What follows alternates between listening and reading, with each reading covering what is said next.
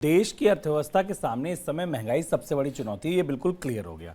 इसकी वजह से ऐसी आशंका जताई जा रही है कि मंदी आ सकती है, लेकिन सरकार फिलहाल महंगाई वाली मंदी की आशंका यानी कि स्टैगफ्लेशन से इनकार कर रही है। सरकार के मुख्य आर्थिक सलाहकार वी अनंत नागेश्वरम ने कहा है कि महंगाई वाली मंदी यानी स्टैगफ्लेशन के मामले में भारतीय अर्थव्यवस्था बेहतर स्थिति में है। उनका मानना है कि बीती मार्च तिमाही में तमाम चुनौतियों के बावजूद भारत की अर्थव्यवस्था आर्थिक विकास दर 4.1% रही है। सरकार के इस तर्क में दम कितना है? सरकार को ये कहना ही पड़ेगा, क्योंकि स्टैगफ्लेशन की आशंकाएं दुनिया भर में हैं और भारत में भी स्टैगफ्लेशन की आशंकाएं। लेकिन अब इन आंकड़ों को हम पलट कर देखते हैं। प्री कोविड लेवल से और से भारतीय अर्थव्यवस्था के मंदी से उबरने के या कोविड वाली मंदी से उबरने के संकेत और प्रामाणिक हैं। हमको कोर सेक्टर के नंबर्स में भी बढ़ोतरी दिखाई देती है। PMI भी 50 से ऊपर बना हुआ है, तो जो हाई फ्रिक्वेंसी इंडिकेटर जिनसे तत्काल आप ये नाप सकते हैं कि अर्थव्यवस्था में क्या हो रहा है। लेकिन अब आप देखिए क्वार्टर एंड क्वार्टर विकास दर भारत की पिछले साल की, पहला क्वार्टर, दूसरा क्वार्टर, तीसरा क्वार्टर और चौथे क्वार्टर में केवल 4% की विकास दर। यानी जब बेस इफेक्ट था हमारे पास, पिछली बार तो हम गड्ढे में थे, उससे बढ़ते हुए भी भारत अपनी रिकवरी की रफ्तार पहले क्वार्टर के बाद मेंटेन नहीं रख पाया। यानी हम जितनी तेजी से उबर कर जो छलांग लगाकर हम पहली तिमाही में इस साल की निकले थे, उतनी तेज छलांगे हम नहीं लगा पाए। यानी हमारी ताकत टूटती चली गई और अंततः हम इस समय लास्ट क्वार्टर में 4% पर आ गए। इसी के तुलना में, इसी के कंपैरिजन में आप महंगाई बढ़ने की रफ्तार देखिए कि पिछले साल के मध्य से, पिछले साल के बीच से, जुलाई अगस्त के आसपास से भारत में थोक महंगाई और महंगाई बढ़ने की दर शुरू हुई। क्लासिकल तौर पर अगर आप माने और 3 क्वार्टर में भारत की आर्थिक विकास दर लगातार गिर रही है और महंगाई की दर बढ़ रही है, तो कोई भी बहस के लिए इसे स्टैगफ्लेशन का तर्क दे सकता है। इस बात पर सारा दारोमदार है और इस विकास दर की गिरावट में हमें ध्यान रखना जरूरी है कि जो आखिरी तिमाही की विकास दर शुभम हमको मिली है, इसमें रूस के युद्ध और तेल की कीमतों में बढ़ोतरी का पूरा असर नहीं है, क्योंकि वो फरवरी के अंत में शुरू हुआ था, उसका असर आना मार्च में शुरू हुआ था। तो यानी जो भी आपदा रूस के यूक्रेन पर हमले के बाद $100 से ऊपर के कच्चे तेल की कीमतों के साथ, ब्याज दरों में बढ़ोतरी के साथ आई, वो सब कुछ हमें अगले क्वार्टर में, इस क्वार्टर में जो अप्रैल मई जून का क्वार्टर है, इसमें हमें दिखाई देगी।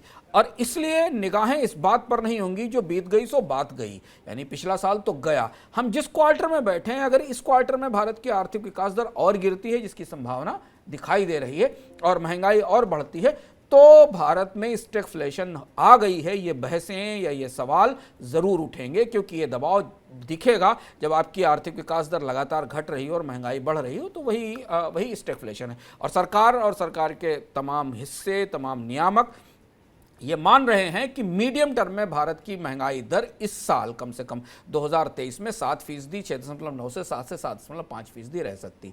और भारत की आर्थिक विकास दर के कुल आकलन भी 7% के 7.2% के आसपास हैं। इनमें बाद में आने वाली तिमाहियों में परिवर्तन होगा कि भारत किस गति से दौड़ता है और महंगाई किस गति से दौड़ती है। तो इसलिए स्टैगफ्लेशन की चिंताएं जायज़ हैं, पर सरकार की तरफ से आश्वस्त करना या सरकार की तरफ से उन कोशिशों के बारे में कहना, ये स्वाभाविक सी बात है। पर हमें एक तिमाही ये शुभम और अगली तिमाही, ये 2 तिमाही पर देखनी होगी कि इन 2 तिमाही में कितना असर उन सारे घटनाक्रमों का हुआ है हमारे भारत की अर्थव्यवस्था पर, जो हमने जनवरी, फरवरी, मार्च और अप्रैल के दौरान दुनिया भर में देखे।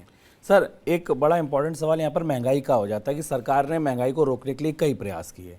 एक्साइज ड्यूटी घटाई गई, कस्टम ड्यूटी कम की गई, सरकार ने सीधे टैक्स घटाए। आपको क्या लगता है इनका कितना असर दिख रहा है ज़मीन पर? क्या महंगाई आगे रुक पाएगी इससे?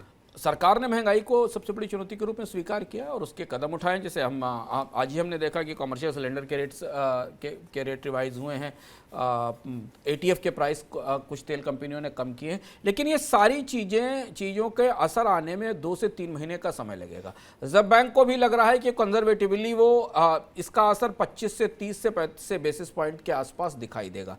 थोक महंगाई की दर बहुत ज़्यादा है, 15% के आसपास है, और वो अभी ट्रांसलेट होना शुरू करेगी। कहना मुश्किल है अभी शुभम की जो थोक महंगाई है वो अगर 100 बेसिस पॉइंट या 2 बेसिस पॉइंट भी ट्रांसलेट करती है रिटेल महंगाई में, खुदरा महंगाई में, तो क्या वो जो बढ़ी हुई कीमतों की, जो कच्चे माल की बड़ी बढ़ोतरी है, वो जब अब खुदरा कीमतों में आना शुरू करेगी, तो क्या वो इस कमी को डिस्काउंट नहीं कर देगी या इस कमी का असर खत्म नहीं कर देगी? और ये एक जटिल परिस्थिति है। इस परिस्थिति में हमें हर महीने ये समझ में आएगा कि इन कदमों का असर कितना हुआ। अभी फिलहाल रिटेल इन्फ्लेशन की बास्केट में फिर दबाव बना हुआ है। सब्जियों की कीमतें बढ़ी हुई हैं, जिनका असर हमें शायद अगले महीने के आंकड़े में दिखाई देगा। पेट्रोल डीजल की कीमतों में कमी का असर हमें पॉजिटिव साइड से दिखाई देगा, सब्जियों की कीमतों में बढ़ोतरी का असर हमें नेगेटिव साइड से दिखाई देगा। तो ये बहस और ये जद्दोजहद अभी चलेगी लंबी, और इसीलिए शायद रिजर्व बैंक अपने महंगाई के अनुमान में बदलाव भी करेगा, जिसका संकेत आरबीआई गवर्नर ने अपने हाल के एक इंटरव्यू में दिया था। और 8 जून के पर जो शुरू हो रही है आरबीआई की मॉनेटरी पॉलिसी की समीक्षा, वो काफ़ी इंपॉर्टेंट इसी दृष्टि से होगी कि इन्फ्लेशन के नए टारगेट अर्थव्यवस्था को मिलेंगे कि कितनी महंगाई रहने वाली है।